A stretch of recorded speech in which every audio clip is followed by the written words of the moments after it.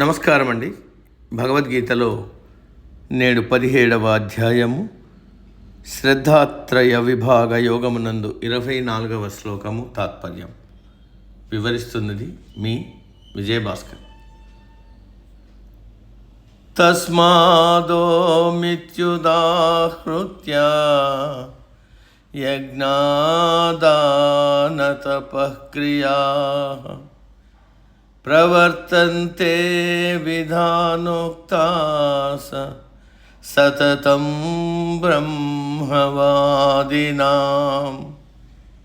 తాత్పర్యం: ఆ కారణం చేత వేదముల గురించి బాగా తెలుసుకున్నవారు శాస్త్రములలో చెప్పబడిన యజ్ఞములు, దానములు, తపస్సులు మొదలగు క్రియలను ప్రారంభించేటప్పుడు ఓం అనే అక్షరంతో మొదలు పెడతారు. పై శ్లోకములో చెప్పిన కారణాల వలన వేదముల యందు విశ్వాసములు కలవారు, వేదములను బాగా తెలిసినవారు, అధ్యయనం చేసినవారు, వేదముల యొక్క నిజమైన అర్థం ఎరిగినవారు, శాస్త్రములను పురాణములను బాగా చదివి అర్థం చేసుకున్నవారు యజ్ఞములు, దానములు, తపస్సు చేసేటప్పుడు మొట్టమొదట ఈ ఓంకారమును ఉచ్చరిస్తుంటారు. పూర్తయిన తరువాత ఓం తత్సత్ అనే మంత్రంతో ముగిస్తారు. ఓంకారంతో మొదలుపెట్టి ఓం తత్సత్తో ముగిస్తే ఆ క్రియ పరమ పవిత్రమవుతుంది, ఫలవంతమవుతుంది. ఎందుకంటే ఆ మంత్రమును అర్థం చేసుకుంటూ జపించడం వల్ల ఇది అంతా పరమాత్మమయం, నాది ఏదీ లేదు అనే భావన ప్రతి వాడిలోనూ కలుగుతుంది.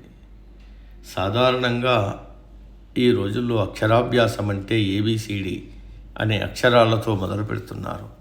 కానీ కొంతమంది ఓం నమః శివాయ సిద్ధం నమః అనే అక్షరాలతో మొదలు పెడుతున్నారంటే పసిపిల్లవాడికి ఓం అనే అక్షరాన్ని పసితనంలోనే పరిచయం చేస్తున్నారు.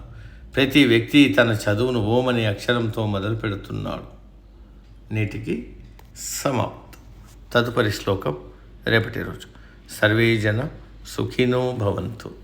అందరూ బాగుండాలి, అందులో మనం ఉండాలి.